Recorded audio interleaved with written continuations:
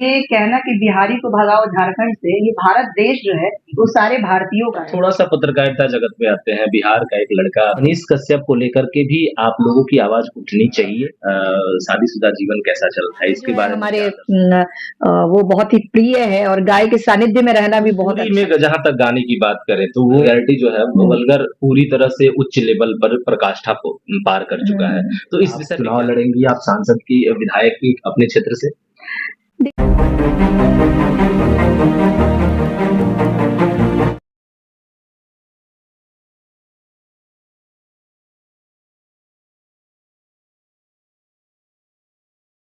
नमस्कार, आप देख रहे हैं पलामू समाचार केंद्र। आज मैं उपस्थित हूँ एक ऐसे शख्स को लेकर के जो पलामू ही नहीं, झारखंड ही नहीं, बिहार, यूपी, छत्तीसगढ़, मध्य प्रदेश और भी जगह जहाँ भोजपुरी, मगही और भी भाषाओं का प्रयोग इस तरह से मिली-जुली भाषाओं का प्रयोग होता है, वहाँ पे फेमस है। नाम देवी, सिर्फ देवी। देवी बहुत सारे तरह से बोल सकते हैं, दुर्गा के रूप में भी हो सकती है, काली के रूप में भी हो सकती है, पर ये देवी सिंगर है और भोजपुरी जगत की सुपरस्टार है। आज मैं इनसे बहुत सारी चीजों पे बात करूंगा। बहुत सारे मुद्दों अभी ज्वलंत मुद्दा चल रहा है, उनसे भी बात उस विषय पे भी बात करूंगा और कुछ इनकी निजी जीवन के बारे में भी बात करूंगा। सबसे पहले इनसे पूछेंगे कि कोई एक आपकी संस्था के द्वारा कोई एक आश्रम चलाया जा रहा है। जी। कहाँ है आश्रम और कैसा चल रहा है वो आश्रम? देखिए हमेशा से मुझे ऐसा लगा है कि जीवन में एक अच्छी लाइफ जो है वो बहुत इम्पोर्टेंट है और अच्छी लाइफ के लिए जो चीजें हमारी लाइफ को एनहांस करती हैं उसका एक समावेश करके हम लोगों ने एक ऋषिकेश में तपोवन एरिया में देवी म्यूजिक आश्रम खोला है और वहां पे पूरे वर्ल्ड से लोग वहां आते हैं और वहां पे संगीत का आयोजन होता है, संगीत सिखाने की व्यवस्था रखी गई है और साथ ही साथ वहाँ छोटा-सा एक गौशाला भी हम लोगों ने बनाया है क्योंकि गाय जो है हमारे वो बहुत ही प्रिय है और गाय के सानिध्य में रहना भी बहुत अच्छा लगता है।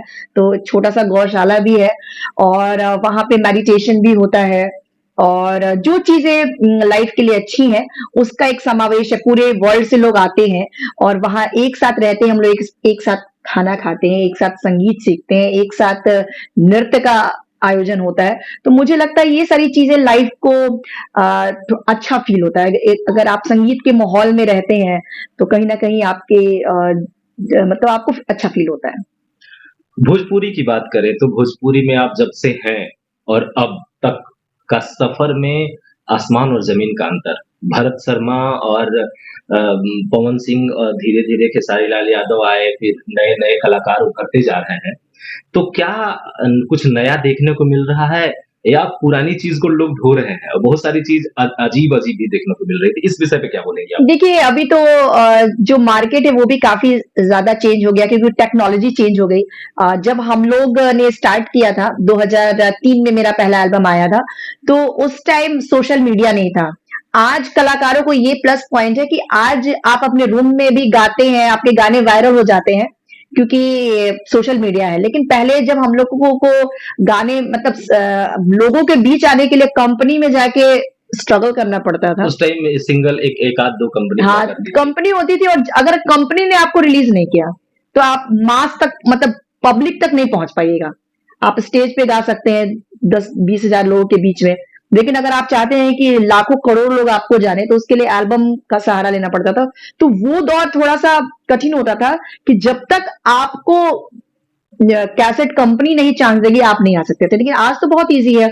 आज आप लोग गाते भी हैं, सब लोग आपको बहुत जल्दी जान भी जाते हैं।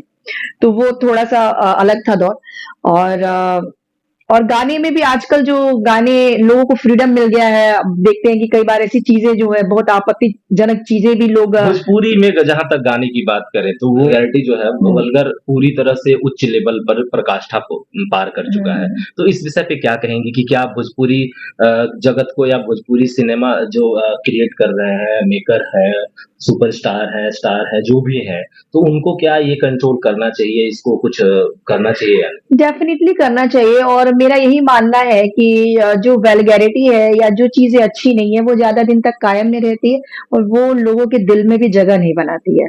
और वल्गैरिटी अभी ही नहीं है, मैंने जब स्टार्ट किया था, उस टाइम भी बहुत ज़्यादा वल्गैरिटी का दौर था।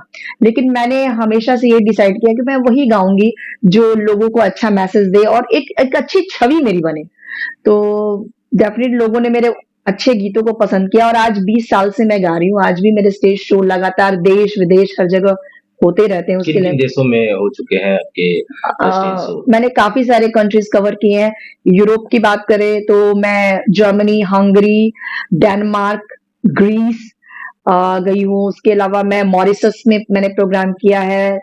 बैंकॉक में मैंने 2 बार प्रोग्राम किया है। अभी दुबई 2 बार करके आई हूँ, अभी रिसेंटली मैं दुबई में थी मार्च में। उसके लिए मैं कतार गई हूँ, रशिया गई हूँ और भूटान में मैंने प्रोग्राम क्या किया है। दूसरे देशों में भोजपुरी की उतनी ही महत्ता है जितना अपने देश में लगती है? बहुत ही ज़्यादा मैं बताऊँ कि क्या होता है कि जब चीज़ें आपसे दूर हो जाती है तो आपका अट्रैक्शन और ज़्यादा बढ़ जाता है। तो वहाँ जब दुबई और कतार में जो लोग बिहार के लोग हैं, यूपी के लोग हैं, वहाँ रहते हैं और जब उनको कोई गाना या कलाकार उनको जब मिलता है तो ऐसा लगता है कि कोई उनके घर से आया है। क्योंकि बहुत सारे ऐसे लोग हैं जो अपने परिवार से दूर हैं वहाँ पे। तो जब वो गाना सुनते हो तो उनको वही फ़ील आता है कि जब वो सुनते हैं कि राजधानी पकड़ के आ जाइए तो कहीं न कहीं लगता है कि अरे हम शायद बिहार आ गए, यूपी आ गए, तो वो ज़्यादा ही एक्साइटेड हो जाते हैं। अभी एक इंसिडेंट हुआ था कि कोविड काल में 2 एक शायद कोरिया के थे और एक अमेरिका के 2 लड़के बिहार में ही रुक गए हुँ। थे और वो लोग बिहारी सीख के यहाँ से गए और वहाँ जाकर रील भी बनाने लगे कि का बबुआ करके ये सब एक चार्ली है और एक शायद एक और का नाम क्या है, हुँ, हुँ। याद नहीं आ रहा है। कि ये 2 लोग हैं। तो बिहार में और बिहारी में ये गुण है कि वो चाहे किसी तरह का हो अपना बना ही लेते हैं किसी को। जी हाँ, बिल्कुल बिहारी एक जो टोन भी है, वो भी लोग काफ़ी लाइक करते हैं। अभी मनीषा रानी जो है, वो इसीलिए ज़्यादा पॉपुलर हैं क्योंकि वो बिहारी स्टाइल में बोलती हैं। तो मुझे लगता है कि लोग को अच्छा लगता है जब लोग बिहारी टोन में बोलते हैं। लालू जी भी इसलिए बहुत पॉपुलर थे क्योंकि वो जब बोलते थे तो उनकी एक अलग छवि बनती थी। तो डेफ़िनेटली जो बिहार का काफ़ी स्ट्रॉन्ग मैं बोल सकती हूँ कि रहता है। थोड़ा-सा पत्रकारिता जगत में आते हैं, बिहार का एक लड़का मनीष कश्यप को लेकर के भी आप लोगों की आवाज़ उठनी चाहिए। देखिए क्या होता है कि मुझे तो पूरा एग्ज़ैक्ट मामला नहीं पता है कि क्या हुआ है, लेकिन जो सुनने में बात आई है कि उन्होंने कानून का उल्लंघन किया, कोई फ़ेक वीडियो शायद उन्होंने वायरल किया और इसके तहत उनको गिरफ्तार किया गया है। तो मुझे लगता है कि आप बहुत सारी आज़ादी हमें मिली है, हमें बोलने की आज़ादी मिली है, लेकिन जब आप पॉपुलर हो जाते हैं और आपके फॉलोवर्स बहुत ज़्यादा हो जाते हैं, तो आपकी ज़िम्मेदारी भी बहुत ज़्यादा बढ़ जाती है। अगर अगर सपोज़ मुझे बहुत सारे लोग जान रहे हैं और कोई ऐसी बात मैं फैलाती हूँ, जिससे दंगा फैल सकता है या तो ये कहीं न कहीं गलत है। लेकिन डेफ़िनिटली उन पे जो धाराएँ हैं, वो मुझे लगता है कुछ ज़्यादा ही लगा दी गई है। जैसे कि उन पे देशद्रोह का मुकदमा शायद चल रहा है। मुझे तो पूरा टेक्निकल पता नहीं है। तो मुझे लगता है ये थोड़ा ज़्यादा है। बाकी जितने भी वीडियो हैं उसमें सरकार को आईना दिखाए हैं, जनता के लिए लड़े हैं, जनता के हक में खड़ा रहे हैं। तो क्या ये सही है? सरकार को आँख मूंद लेना चाहिए उनकी एक गलती पर या क्या करना चाहिए? देखिए, क्या होता है कि जो कानूनी जो चीज़ें होती हैं, अगर आपने जीवन भर बहुत अच्छा काम किया, सिर्फ़ एक बार आपने चोरी की और आपको चोरी आपकी पकड़ी गई, तो उसके नाते आपको लोग जेल में डाल देंगे। तो मतलब ये शिक्षा मिलती है, आप भी पत्रकार हैं, मैं लोगों से यही कहना चाहूँगी कि कानून का उल्लंघन इंसान को कभी नहीं करना चाहिए क्योंकि कई बार क्या होता है कि आप अब बहुत सारे लोग मर्डर करके नहीं जेल जाते हैं और आपने पता चला कि आपने छोटा-सा कुछ कानून का उल्लंघन किया, आपको पेनल्टी देनी पड़ रही है। तो जैसे अभी मैं बताऊँ कि छोटी-छोटी पेनल्टी कई बार लग जाती है। अभी मैं डेनमार्क गई हुई थी, तो वहाँ मुझे आइडिया नहीं था और मैंने गाड़ी को गलत जगह पार्क कर लिया। तो मुझे बस गलत पार्किंग के लिए मुझे 7,000 रुपए जुर्माना भरने पड़े। वहाँ कुछ नहीं सुन रहा है, अब मेरे से गलती हुई है तो भई जुर्माना तो भरना ही पड़ेगा। तो कहने का मतलब ये है कि जब उनके प्रति हमारी सहानुभूति है, उन्होंने इतना अच्छा बेबाकी से वो बोलते हैं, लेकिन कानून का फिर उल्लंघन से आप कर देखना चाहती हैं बिहार के लिए लड़ता हुआ एक ऐसा बच्चा जो बिहार के लिए और दूसरे राज्यों के लिए भी लड़ता रहा है, उस बच्चा को बाहर देखना चाहती हैं? ऑफ कोर्स मैं समझ सकती हूँ कि जिनके वो बेटा है, उनकी माँ पे क्या गुज़रती होगी। उनकी माँ के मैंने बहुत सारे वीडियोज़ देखते हैं और वो यही कहती हैं कि मैं मतलब अपने बेटे के लिए वो बहुत भावुक होती है और कोई भी माँ होगी अगर तो मैं डेफ़िनेटली दुआ करूँगी कि उनके ऊपर जो कार्रवाई है उसमें मरम्मत किया जाए और उनको एक बार ज़रूर चांस देना चाहिए। चलिए अब आते हैं भोजपुरी जगत के सुपरस्टार धीरे-धीरे हीरो बनते जा रहे हैं। हीरो बन के अब धीरे-धीरे राजनेता के रूप में उभर रहे हैं। कहा जाए तो दिनेश लाल यादव अब सांसद बन चुके हैं। मनोज तिवारी सांसद बन चुके हैं। पवन सिंह उसी राह पे चल रहे हैं। एक बहुत बड़ा एक चैनल पे उनका इंटरव्यू आया था कि जल्द ही वो बीजेपी जॉइन करेंगे या किसी को जॉइन करेंगे और उसके बाद फिर वो चुनाव लड़ेंगे। ऐसा बात कवायद सुनने को मिल रही थी। आप क्या करेंगी? आगे की क्या आपकी रहेगी? क्या आप चुनाव लड़ेंगी? आप सांसद की, विधायक की अपने क्षेत्र से? देखिए ऐसा है ना कि बहुत सारे लोगों में बहुत तरह का क्या बोल सकते हैं उसको क्यूरियोसिटी। नहीं क्यूरियोसिटी की नहीं बात कर रही हूँ मतलब मैं ये बोल रही हूँ कि मैं अपनी लाइफ को थोड़ा शांति वाली लाइफ पसंद करती हूँ और मैं बहुत ही एडिटेड लाइफ जीती हूँ मेरे जिम में जो है जैसे मेरे संगीत है उसको मैं स्टेज शोज करती हूँ मेरा एक आश्रम है उसको मैं रन कर रही हूँ अच्छे कुछ मित्र हैं उनके साथ मेरे अच्छे संबंध है वो लाइफ मैं जी रही हूँ और लेकिन मेरे अंदर इतनी ज़्यादा हवस नहीं है किसी चीज़ के लिए। मुझे लगता है कि समाज को अगर आप कुछ दे सकते हैं तो पॉलिटिक्स में जाइए, लेकिन अपना स्टेटस बढ़ाने के लिए अब किसी को यही बहुत अच्छा लगता है कि भई मेरे पीछे इतने सारे लोग घूमे-फिरे, मेरे बॉडीगार्ड्स हों, मेरी गाड़ियाँ हो और इसलिए वो पॉलिटिक्स में आते हैं, तो वैसी पॉलिटिक्स को तो मैं डेफ़िनिटली नहीं जॉइन करना चाहती। हाँ, क्योंकि देखिए आपका उद्देश्य जैसे आप जिन लोगों का नाम ले रही हैं उनका उद्देश्य तो मुझे नहीं लगता है कि समाज सेवा है। उन्होंने जब संगीत लाइन में भी रहे हैं तो समाज को उन्होंने काफ़ी भ्रमित किया है और वैसे वैसे लोग आ जाते हैं कि हम समाज की सेवा करेंगे, हम पॉलिटिक्स करेंगे। तो मुझे लगता है कि उस तरह की भीड़ में मुझे रहना भी नहीं है और मैं ये चाहती हूँ कि जो मेरे जिम्मे है, क्योंकि हर जो क्षेत्र है ना, वो पॉलिटिक्स हो या कोई भी क्षेत्र है, वो जो है ना वो उसमें आपको क्या बोलते हैं पारंगत होना पड़ता है। हम संगीत में जानती हूँ, संगीत करना चाहती हूँ और एक शांतिपूर्ण लाइफ जीना चाहती हूँ। बहुत ज़्यादा होड़ और बहुत ज़्यादा हवस जो है वो नहीं अंदर में। सत्ता का सुख भोगने से आप डर रही हैं? नहीं, डर नहीं रही हूँ। सत्य का सुख क्या भोगना है। जो रियल राजनेता होते हैं वो तो त्याग करते हैं और उन राजनेताओं से मैं सीखना चाहती हूँ जिन्होंने देश के लिए बलिदान दिया है और देश के लिए अपनी जान गंवाई है, वो ना हमारे लिए पॉलिटिशियन। अब ये लोग कौन सा देश के प्रति, ये लोग तो जब भी गाना गाए ऐसा ऐसा घटिया गाना गाए, महिलाओं का बेइज्जती कराया और वो लोग अब आ गए पॉलिटिक्स में। तो उनकी जो भावना है वो तो पता चलती है ना कि किस भावना से वो पॉलिटिक्स में आ रहे हैं। वो कोई समाज सुधारने के लिए आ रहे हैं, वो तो अपना पैसा कमाने और अपना जो रुतबा है वो बढ़ाने के लिए आ रहे हैं। महिलाओं की बात कर रही हैं तो क्या भोजपुरी जगत में, भोजपुरी इंडस्ट्री में महिलाओं का सम्मान बचा हुआ है?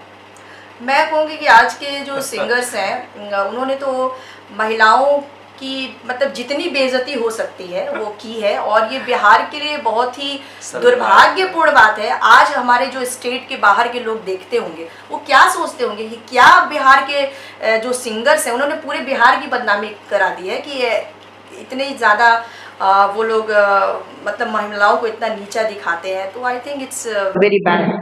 झारखंड में एक चीज चल ट्रेंड पे है अभी, बिहारी को भगाओ, बिहारी यानी बाहरी, शायद आपको पता नहीं। तो क्या दूसरे स्टेट वाले लोग अगर दूसरे स्टेट में जाके बस जाते हैं या उनके खानदान के लोग पूरा वंशानुगत रह जाते हैं, वहीं पे टिक जाते हैं और जॉब करने लगते हैं, तो क्या इस स्टेट के लोग उस स्टेट में जाके बसने के बाद क्या उस स्टेट के लिए नहीं हो जाते हैं? एक बात मैं बताऊंगी कि ये कहना कि बिहारी को भगाओ झारखंड से, ये भारत देश जो है वो सारे भारतीयों का है और अगर कोई ऐसी बात करता है तो इसका कोई मतलब ही नहीं है और ये संभव भी नहीं है। हम सब भारतीय पूरे भारत में कहीं भी रह सकते हैं, ये पूरा भारत हमारा। मतलब बिहार से लोग यहाँ ला करके काम कर रहे हैं, वैसे ही बोला जाता है कि छोटा भाई के जैसा है ऑफ झारखंड। कोर्स है, ऑफ कोर्स है। बिहार झारखंड तो पहले एक ही था आज ना वो पॉलिटिकल कारणों से डिवाइडेड है, लेकिन बिहार झारखंड तो सब सेम ही था। और इस तरह की भावना लाना ये तो निहायत ही गलत है, और ये कभी संभव भी नहीं हो सकता है कि भारत के लोग को भारत से ही स्टेट से हटाया जाए। अच्छा, अभी आपकी निजी जीवन कैसी चल रही है? अच्छी चल रही है, मेरे जीवन में बहुत संगीत है, और काफी बिजी रहती हूँ मैं, मेरा ट्रैवल भी चलता रहता है, ट्रैवलिंग मुझे पसंद है, वो मैं करती रहती हूँ। अभी आप बता रहे थे कि बहुत सारे देशों में जा चुकी हैं। बहुत सारे दर्शकों को पता नहीं है कि आपका मैरिटल लाइफ कैसा चल रहा है, आपका शादीशुदा जीवन कैसा चल रहा है, इसके बारे में क्या दर्शकों को नहीं, बताएंगे? तो मेरी तो शादी हुई नहीं है, तो शादीशुदा जिंदगी में कैसे लोगों के साथ शेयर करूँ? अगर शादी अफवाह आई थी कि आप शादी कर चुकी हैं किसी विदेशी लड़के से। नहीं, नहीं, ये बिल्कुल ही गलत बात है। अगर मेरी शादी हो गई रहती तो मैं उसको खुल के बताऊँगी। डेफ़िनेटली लोगों के सामने मैं आऊँगी, और मेरे पति भी मेरे साथ होंगे जहाँ भी मैं शो करने जाऊँगी। तो ये निहायत ही अफ़वाह है। बहुत सारे लोग जो है मेरे बारे में बहुत तरह की अफ़वाहें फैली है। मैं उसका खंडन करना चाहूँगी। किन-किन अफ़वाहों को खंडन करेंगी? बहुत सारी अफ़वाह ऐसे हैं जो भोजपुरी इंडस्ट्री से ही उड़ के आती है, क्योंकि कहीं न कहीं देखा जाए तो इंडस्ट्री ऐसी गंध मचा चुकी है जो मुँह से बोला भी नहीं जा सकता है। हाँ, डेफ़िनेटली, लेकिन कुछ बातें जो हैं, जैसे मेरे को सुनने में आया है कि लोग ऐसी अफ़वाह फैला रहे हैं कि मैंने किसी मुस्लिम लड़के से शादी कर ली है, तो ये बिल्कुल ही निहायत ही गलत मैसेज है। मैं तो वैसे हिंदू, मुस्लिम और सिख, ईसाई ऐसा कुछ मानती नहीं हूँ, सब भाई-भाई ही हैं, और भाईचारे को ही हमें प्रमोट करना चाहिए, लेकिन ये बात अपने आप में गलत है। चलिए, तो क्या जो आश्रम है बनाई है, वो पब्लिकली है या सिर्फ पर्सनल है? नहीं, नहीं, वो पब्लिक का है, पूरे वर्ल्ड से वहाँ लोग आते हैं। आप गूगल करके देख लीजिएगा, देवी म्यूज़िक आश्रम है, और वहाँ पूरा वर्ल्ड वहाँ पहुँचता है। आप भी अगर आप कभी आए तो आप आ सकते हैं, तपोवन एरिया में है, और मेरे जो दर्शक देख रहे हैं, अगर वो ऋषिकेश आते हैं तो विज़िट कर सकते हैं वहाँ पे। क्या वहाँ कुछ चार्ज देना होगा, या डायरेक्ट जाकर के ऐसे ही मतलब अपना कुछ होगा? कुछ फॉर्मेलिटीज़ हैं किसी भी चीज़ को रन करने के लिए, वहाँ जब स्टे करते हैं तो उसका कुछ चार्जेस वगैरह रहता है मेंटेनेंस वगैरह के लिए। लेकिन मेन चीज़ है कि अगर ऐसे भी आप विज़िट कर सकते हैं, वहाँ कुछ एक्टिविटीज़ चलते रहता है, कॉन्सर्ट्स वगैरह होते रहते हैं, तो कहीं न कहीं एक सुंदर माहौल है, लोग आते हैं, लोगों को बहुत अच्छा लगता है। देवी का आगे का क्या टारगेट है? मतलब अपने जीवन का क्या लक्ष्य है देवी का? देखिए, संगीत में मैं अच्छा करना चाहती हूँ, और संगीत ही मेरा पहला, मतलब जिसको बोल सकते हैं प्यार है, उसके साथ रहना चाहती हूँ। बाकी मैं चाहती हूँ कि स्वास्थ्य अच्छा रहे, मेरी फैमिली के साथ बहुत अच्छी बॉन्डिंग है, फैमिली के साथ मैं समय स्पेंड। कौन-कौन है फैमिली में? मेरे मम्मी-पापा हैं, जो कि दोनों प्रोफ़ेसर थे, अभी रिटायर कर गए, और उसके अलावा मेरी एक बड़ी सिस्टर है, एक छोटी सिस्टर है। उनके 2 बच्चे हैं, और मेरा एक भाई है। सब लोग रहते कहाँ हैं? ऋषिकेश में सब वहीं आश्रम में? पहले मम्मी-पापा छपरा रहते थे, जब तक जॉब था, अभी रिटायर हो गए तो सब ऋषिकेश आ गए। वैसे अभी मेरी सिस्टर गई हुई है फॉरेन कंट्री, क्योंकि उसके हस्बैंड बेलारूस के हैं, तो अभी वो बेलारूस में है। मतलब दूसरे देश में भी भोजपुरी का पकड़ अच्छा है। ऑफ कोर्स, देखिए भोजपुरी एक भाषी हर चीज जगह और पूछना था, जहाँ तक धर्म की बात आए, सनातन धर्म यानी हिंदू संस्कृति को दूसरे देश में किस नजरिए से देखा जाता है? आप घूम चुकी हैं दूसरे देश में। बहुत सारे जगह पे मैंने टेम्पल्स देखे हैं। मैं थाईलैंड जब प्रोग्राम करने गई तो वहाँ पे दुर्गा जी का मंदिर है, वहाँ पे विष्णु जी का मंदिर है, और वहीं पे हमारा आयोजन होता है। दुर्गा पूजा के अवसर पे मैं गई थी, तो काफ़ी अच्छा लगता है। और डेफिनेटली जो हिंदू धर्म है वो तो अपने आप में, जिसको मैं बताऊंगी कि बड़ा ही उसमें तो कई तरह की चीज़ें हैं, और हिंदू धर्म तो सबको समावेश भी कर लेता है। तो आई थिंक कि हिंदू धर्म के काफ़ी मतलब दूसरे बोला जाता है कि अलग-अलग देश में जो होते हैं बहुत सारे चीज़ की महत्ता होती है, और वहाँ अलग-अलग संप्रदाय के लोग, जैसे यहाँ है कि हम लोग को राजनीतिक कारणों से किसी समुदाय से लड़ा दिया जाता है, ऐसा बोला जाता है। परंतु दूसरे देश में कभी सुनने को नहीं मिला कि धार्मिक विवाद हुई और धार्मिक लड़ाई हुई सनातन धर्म या हिंदू धर्म से। नहीं, ये सब होना भी नहीं चाहिए। हमारा धर्म क्या कहता है? नहीं, दूसरे देश में नहीं होती है, यहाँ होती है। हाँ, क्योंकि लोग की समझ गड़बड़ है, और बहुत सारे जो पॉलिटिकल लोग हैं वो चाहते हैं कि ये सब चीजें हो ताकि उनको फायदा हो। और मैं बताना चाहती हूँ कि हमारा सबसे बड़ा जो धर्म है वो मानवता है। अगर आप मानवता से हट जाते हैं तो आप अधर्मी हैं। सबसे हर धर्म में यही कहा जाता है कि दया, करुणा, यही हमारा धर्म है। मैं उसी धर्म को मानती हूँ। चलिए ये सब चीज को छोड़कर अब आगे बढ़ते हैं और अब दर्शकों को अपनी आवाज में, अपने सुर में कुछ सुना दीजिए ताकि उनको लगे कि हाँ, समा बंध गई है। मैं ऐसा करती हूँ कि अभी एक गाना है जो मेरा तो फेमस है, मैं तो हमेशा सुनता हूँ और पिछली बार भी शायद आपसे बोला था, यारा ओ यारा ठीक वाला। है, 11 सुना देंगे, लेकिन उसके पहले मैं देख रही हूँ कि अभी बारिश का माहौल है और सावन भी आ गया है, तो इसमें कजरी गाया जाता है, तो 2-4 लाइन कजरी का जरूर सुना। जरूर। बरसन लागे बदरिया रोम झूम के, बरसन लागे बदरिया रोम झूम के, बरसन लागे बदरिया रोम झूम के, बरसन लागे बदरिया। बादल गरजे बिजुरिया चमके, बादल गरजे बिजुरिया चमके, बादल गरजे बिजुरिया चमके, बादल गरजे बिजुरिया चमके। अब बोलन लागे कोयलिया घूम घूम के, बोलन लागे कोयलिया घूम घूम के, बोलन लागे कोयलिया घूम घूम के, बरसन लागे बदरिया रोम झूम के, बरसन लागे बदरिया। चलिए वो जो मेरा फेवरेट है वो तो जरूर हम सुनेंगे चाहे कुछ भी हो। यारा ओ यारा तेरी अदाओं ने मारा, यारा ओ यारा तेरी अदाओं ने मारा। बिन तेरे हम कैसे रहे, बिन तेरे हम कैसे रहे। जीना है मुश्किल हमारा, यारा ओ यारा तेरी अदाओं ने मारा। अब तो तेरे बिना एक पल भी कटता नहीं, मैं खाने में भी जाम चलता नहीं। अब तो तेरे बिना एक पल भी कटता नहीं, मैं खाने में भी जाम चलता नहीं, जाम चलता नहीं। यारा ओ यारा महकी फिजाओं ने मारा, यारा ओ यारा महकी फिजाओं ने मारा।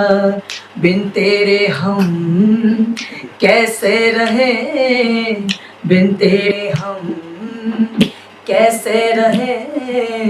जीना है मुश्किल हमारा, यारा ओ यारा तेरी अदाओं ने मारा।